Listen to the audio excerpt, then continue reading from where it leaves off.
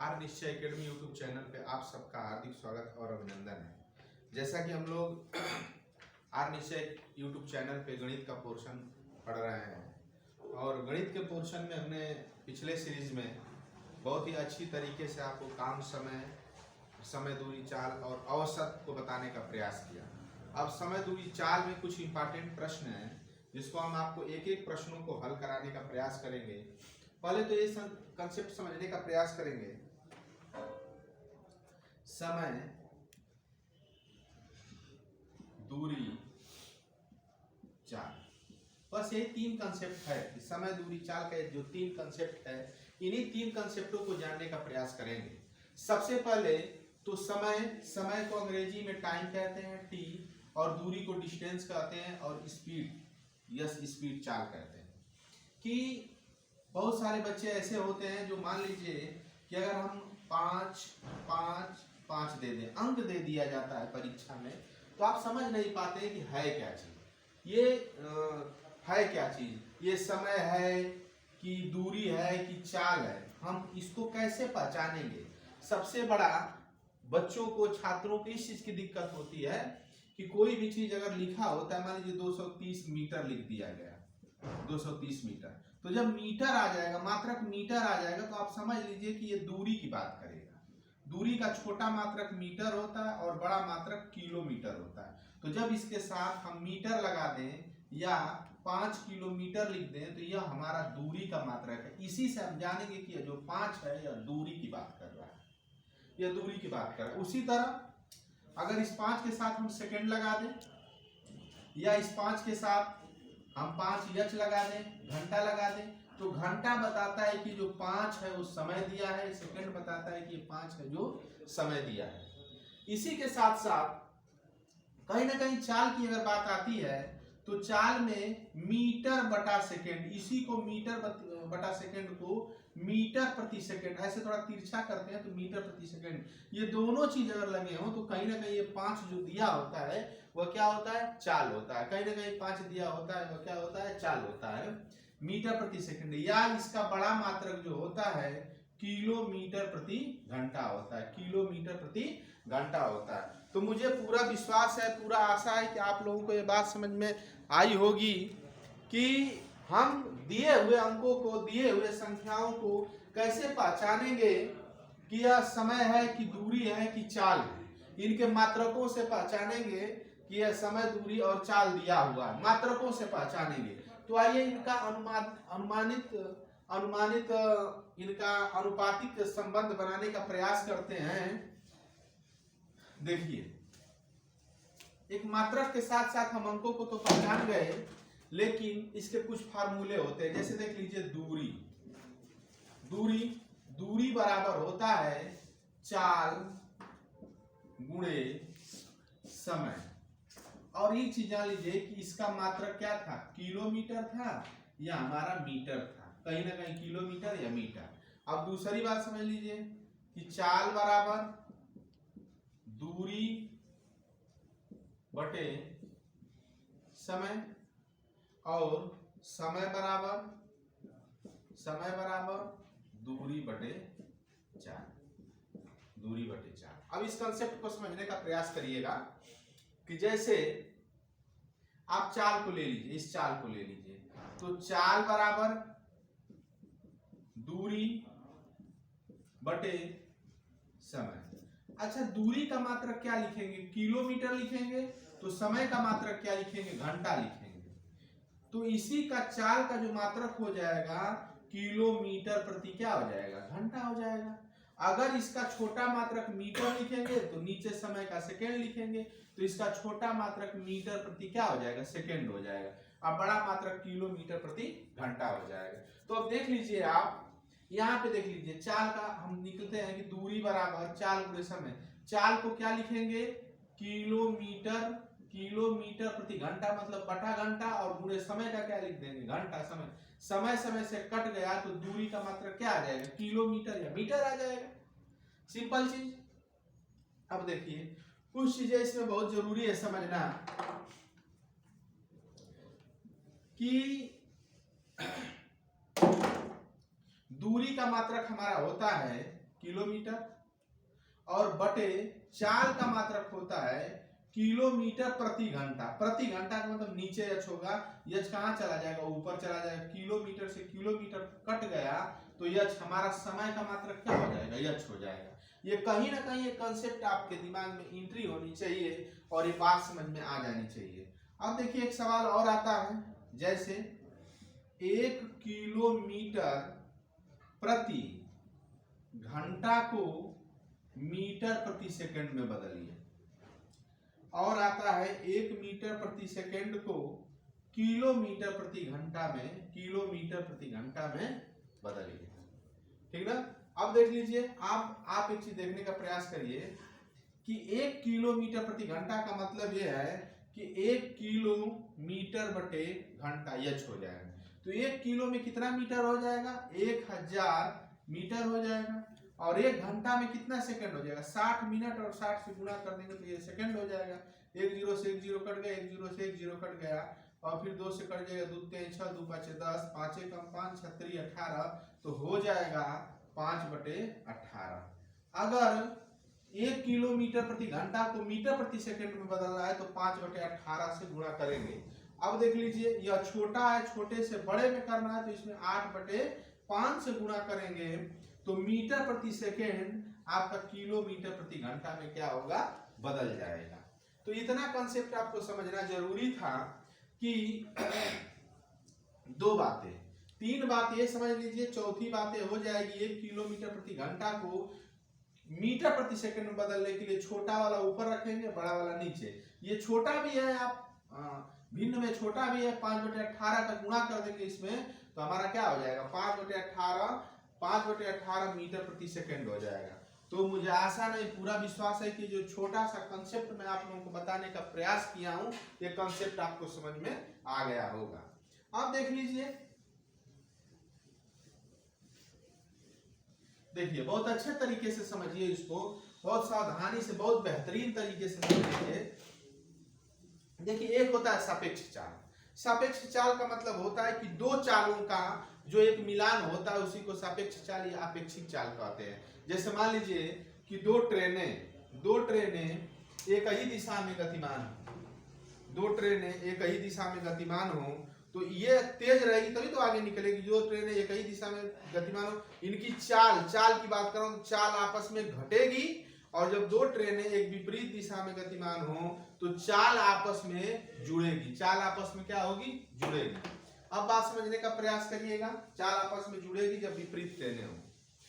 फिर आगे का नेक्स्ट पॉइंट मैं बताने का प्रयास करता हूं कि जब कोई ट्रेन किसी व्यक्ति किसी पेड़ को, किसी बिजली के खंबे को अगर पार करती है तो ट्रेन की जितनी लंबाई होगी उतनी ही दूरी तय करेगी, तय करेगी। ये इस व्यक्ति की, पेड़ की और खंबे की कोई भी लंबाई नहीं होगी, शून्य माना जाएगा, होगी ही नहीं, जोड़ेंगे ही नहीं। देखिए आपके सीट नंबर 1 में एक सवाल दिया हुआ है। सबसे पहले तो इसको समझने का प्रयास करेंगे, जो बच्चे लिखे नहीं है वो लिख लें। यदि 240 मीटर लंबी ट्रेन, 240 मीटर लंबी ट्रेन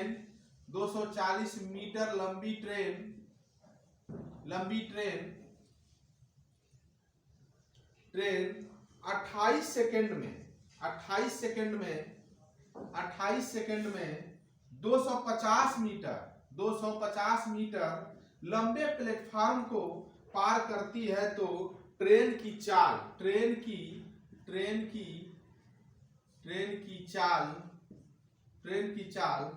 किलोमीटर प्रति घंटा में क्या होगा। अब देख लीजिए, मैं बताया कि कोई भी ट्रेन होगी अगर किसी व्यक्ति को, पेड़ को, खंबे को पार करेगी तो वह उसकी लंबाई नहीं जुड़ेगी, सिर्फ ट्रेन की अपनी लंबाई उतनी ही दूरी तय करेगी।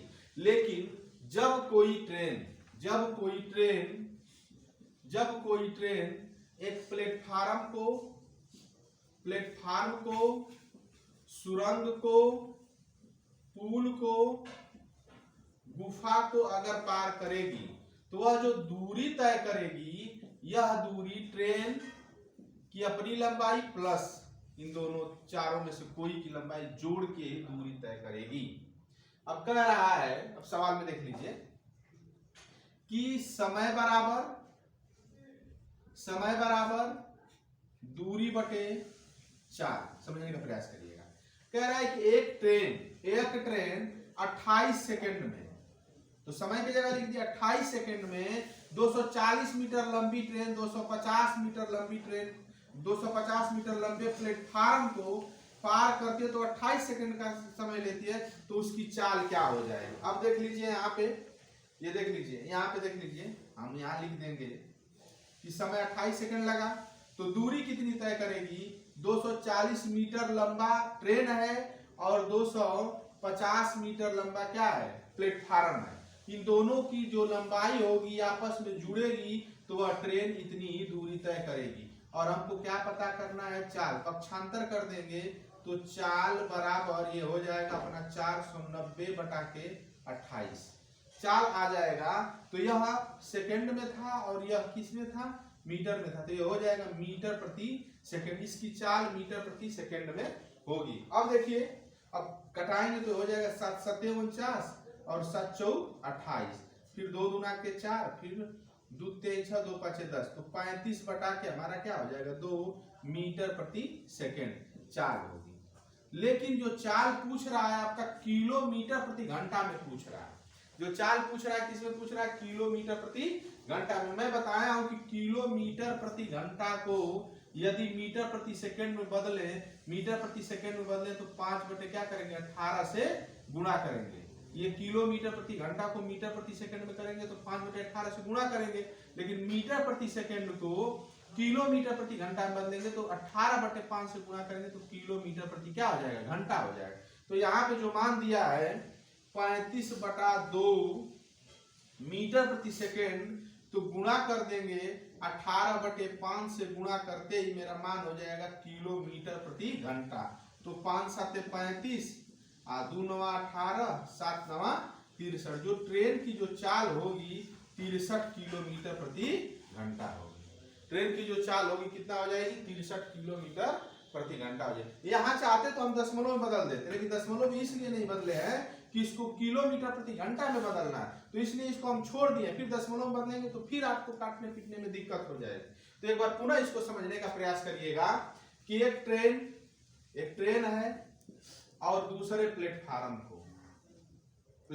को पार कर रही है, तो जो दूरी होगी ना ट्रेन और प्लेटफार्म की दूरी जो होगी वह दोनों की लंबाई जुड़ जाएगी, इतनी ही दूरी ट्रेन तय करे। तो 28 सेकंड में करती है। हम यहाँ लिख सकते थे कि चाल बराबर दूरी बटे समय, ये भी तो फार्मूला है, चाल बराबर दूरी बटे समय। लेकिन हम समय को यहाँ लिख के पक्षांतर भी कर लेंगे तो आपका मान कितना आ जाएगा, 63 किलोमीटर प्रति घंटा। तो मुझे आशा नहीं, पूरा विश्वास है कि यह सवाल आपको समझ में आ गया होगा। दूसरा देख लीजिए, दूसरा सवाल देखिए, मिटा दे रहे हैं इसको। एक सवाल दिया बहुत ही जानदार, सवाल नंबर 14 है टेस्ट में। तो देखिए इसको दिखा है, पहले छोटे चीज को लगा ले कि 72 किलोमीटर प्रति घंटा को मीटर प्रति सेकंड में बदलेंगे, मीटर प्रति सेकंड में बदलेंगे। तो क्या करेंगे, तो इसमें हम छोटा सा बताया था ना, इसमें क्या करेंगे 5 बटे 18 से गुणा कर देंगे, तो यह जो 72 किलोमीटर प्रति घंटा है किसमें बदल जाएगा, मीटर प्रति सेकंड में। तो 72 गुणे 5 बटे 18 हो जाएगा, 18 चौक 72, 5 चौक के 20, तो इसका मात्रक हो जाएगा 20 मीटर प्रति सेकंड। इसका मात्रक क्या हो जाएगा, 20 मीटर प्रति सेकंड। तो मुझे पूरा विश्वास है कि अब किलोमीटर प्रति घंटा को मीटर प्रति सेकंड में बदलने के लिए आपको 5 बटे 18 से क्या कर देंगे, गुणा कर देंगे। आइए जानदार तरीके से समझते हुए आगे कोई सीरीज को देखते हुए छोटे छोटे चीजों को, गंभीर चीजों को समझने का प्रयास करेंगे। सवाल नंबर 15 दिया है टेस्ट सीरीज में, सवाल नंबर 15 देखेंगे। हम पीछे से छोटे छोटे सवाल को लगवा रहे हैं। पहले देखिए कहा है कि 25 मीटर प्रति सेकंड को किलोमीटर प्रति घंटा में बदलिए। नॉर्मल चीज है, 25 मीटर प्रति सेकंड को किलोमीटर प्रति घंटा में बदलने का प्रयास करें। तो अब देख लीजिए, मैं बताया कि बड़े में बदलने के लिए 18 बटे क्या करेंगे, 5 से गुणा करेंगे। तो 25 गुणे 18 बटे 5 का गुणा करते मीटर प्रति सेकंड जो मात्रक था ये हो जाएगा किलोमीटर प्रति घंटा। तो 25 हो जाएगा यहाँ पे, और 18 बचे क्या हो जाएगा, से 18 बचे 90 किलोमीटर प्रति घंटा हो जाएगा। तो जो ये मात्रक था हमारा किलोमीटर प्रति घंटा में क्या हो गया, कन्वर्ट हो गया। इसी तरह आइए सवाल को लगाते हुए जानदार तरीके से समझने का प्रयास करेंगे। सवाल नंबर दूसरा, टेस्ट सीरीज का सवाल नंबर दूसरा देखिए। लिखिए सवाल। हाँ देखिए सवाल देख लीजिए, सवाल नंबर दूसरा। सवाल नंबर दूसरा जिन बच्चों ने लिखा नहीं है, जिनके पास पेपर नहीं है, वो देखने का प्रयास करेंगे। एक ट्रेन अपने सामान्य चाल की 1/4 चाल चलकर अपने गंतव्य स्थान पर 60 मिनट देरी से पहुंचती है। 60 मिनट देरी से पहुंचती है।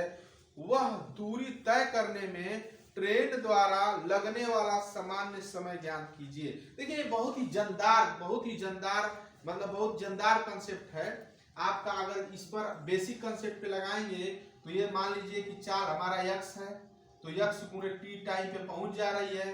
अगर उस चाल का 1/4 कर दिया जा रहा है तो टाइम देरी का मतलब लेट में पहुंचती है, तो 60 मिनट क्या करती है, लेट में पहुंचती है। तो इस समीकरण से आप हल कर लेंगे तो यक्स से कट गया, टी का मान यहाँ क्या कर लेंगे, हम निकाल लेंगे। टी का मान क्या कर लेंगे, हम यहाँ से निकाल लेंगे। लेकिन इसका जानदार तरीके से ट्रिक देखिए। ऐसे सवाल कभी भी यहाँ कम बेसी ज्यादा ऊंचा नीचा आगे पीछे है तो ये समय का क्या दिया है, अंतर दिया होता है। और ये चाल का जो भाग दिया होता है, हमेशा चाल वाले भाग को ऊपर को ट्रिक में ऊपर लिख लेंगे, और जब अंतर जो दिया रहेगा इन दोनों का अंतर लिख लेंगे। 1 और 4 का अंतर क्या हो जाएगा, 3, और गुणे क्या कर देंगे, 60 कर देंगे। इतना मिनट ओरिजिनल चाल से चले तो पहुंच जाएगी। 3 दूना के 6, 20 मिनट में वो अपने समय चाल से उसको क्या कर सकता है, पूरा कर सकता है। इसे भी निकालेंगे तो आपका समय वही आ जाएगा। मुझे पूरा आशा नहीं, पूरा विश्वास है कि इस बात को समझ में आ गया होगा कि अब बेसिक कंसेप्ट से भी कुछ बच्चे कमेंट कर रहे हैं कि सर जी लगा दीजिए इसको, तो आइए इसको लगाने का प्रयास करते हैं। टी को टी छोड़ दिए, 1/4 पे गुणा करेंगे तो टी बटा क्या हो जाएगा, 4 हो जाएगा, प्लस 1/4 का तो 60 बटे क्या हो जाएगा, 4। ये हमारा कितना हो जाएगा, 15 हो जाएगा। 4 एकम 4, हाँ 4 एकम 4, 4 5 20। तो यहाँ आ जाएगा टी माइनस हो जाएगा आपका टी बटे के 4 बराबर हमारा 15। अब 4 एकम 4 और 4 में से टी जाएगा, 4 में से टी जाएगा, हो जाएगा 3 टी बटा के 4 बराबर क्या हो जाएगा हमारा 15। 3 5 15 और टी बराबर क्या हो जाएगा, 5 चौके 20। 20 ऐसे भी आ गया, 20 वैसे भी आ गया था। तो मुझे पूरा विश्वास है कि ये कंसेप्ट आपको समझ में आ गया होगा। आइए अगले सवाल देखते हैं, अगले प्रश्नों को समझने का प्रयास करते हैं। कह रहा है कि सवाल नंबर तीसरा, सवाल नंबर 3 देख लीजिए। सवाल नंबर 3, एक रेलगाड़ी 70 किलोमीटर प्रति घंटा की चाल से 5 घंटे तक चलती है और स्टेशन ए पर रुक जाती है। एक रेलगाड़ी है, स्टेशन ए पे रुक जाती है, लेकिन उसका चाल दिया है और समय दिया हो तो दूरी निकाल लेंगे ना। दूरी बराबर चाल गुणे समय, तो 70 गुणे 5 कर लेंगे, 5 7 35, तो 350 किलोमीटर की दूरी वह ट्रेन क्या की है, अभी तक तय की है। फिर कह रहा है इसके बाद रेलगाड़ी स्टेशन ए से निकलकर 66 किलोमीटर प्रति घंटा से चलकर 66 किलोमीटर प्रति घंटा से चलकर 66 किलोमीटर प्रति घंटा से चलकर 3 घंटे चलकर स्टेशन बी पे पहुंचती है। तो रेलगाड़ी द्वारा तय की गई कुल दूरी पूछ रहा है ना। तो हमारा चाल और समय दिया था तो यहाँ निकालिए, फिर यहाँ निकालेंगे 36 18 को 8 हासिल 36 18 19, तो यहाँ 198 किलोमीटर दूरी तय की। तो यहाँ से यहाँ तक की दूरी पूछ रहा है, तो 350 प्लस 198, 8 हो जाएगा, 9 5 14 को 4 हो जाएगा, हासिल 1 4 4 1 5, 548 पहला ऑप्शन 548 किलोमीटर की दूरी हो क्या की है, ट्रेन तय की है। देखिए आप एसएससी जीडी में चाहे कोई भी एग्जाम में बड़ा छोटा सवाल पूछता है, और उन छोटे सवाल को अगर आप बारीकी से करने का प्रयास करेंगे तो आप लोग कर लेंगे। देखिए मैं आपको पुनः एक बार अवगत करा देता हूं, इसमें अधिकतर सवालों को मैं हल कराया हूं, जो थोड़ा सा आपको कंसेप्ट दे रहा हूं। इस वीडियो में मुझे कंसेप्ट देना था, इस वीडियो मैंने कंसेप्ट दिया। आगे जो भी सवाल नहीं आ रहे होंगे अगले टेस्ट सीरीज में इसे कराने का प्रयास करेंगे, क्योंकि वीडियो बहुत लंबी हो जाएगी, चढ़ने में दिक्कत होगी। आपको एक सूचना आज दे दें, आज दिनांक 10 तारीख है ना, 10 है ना। देखिए एक सीआरपीएफ की वैकेंसी है, सीआरपीएफ, इसके लिए कहेंगे हेड कांस्टेबल, हेड कांस्टेबल की एक वैकेंसी है, बहुत ही जानदार वैकेंसी है, क्लर्कियल ग्रेड की वैकेंसी है। इसमें आपका जो भी सिलेबस पूछता है एसएससी जीडी में वही सिलेबस रहेगा, बशर्ते इसमें टाइपिंग टेस्ट मांगता है, आपकी तैयारी और जबरदस्त तरीके से होनी चाहिए। इसका पेपर 22 फरवरी से और 28 फरवरी के बीच ऑनलाइन है पेपर, तो इसके लिए आप लोग जानदार तरीके से तैयारी करते रहिए। जो भी वीडियो मेरा देखें आप लोग उसको देखते रहिए, अच्छे तरीके से पढ़ते रहिए। इस फार्म को जरूर डाल दीजिए, इस फार्म को अच्छे तरीके से डाल दीजिए। उन बच्चों को शुभकामनाएं जो पेपर एसएससी जीडी का दे रहे हैं, बहुत ही आराम से एसएससी जीडी का पेपर देने का काम करिएगा। ऑनलाइन टेस्ट है, उस पेपर में आप लोग बाकायदे से करने का प्रयास करिएगा।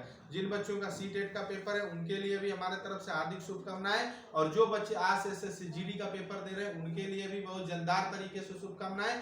पुलिस के लिए और आने वाले पेट के लिए हमारे इस यूट्यूब चैनल आर निश्चय एकेडमी से लगातार बने रहिए। बहुत ही अच्छी अच्छी वीडियो आपको देखने को मिलेगी। बहुत बहुत धन्यवाद।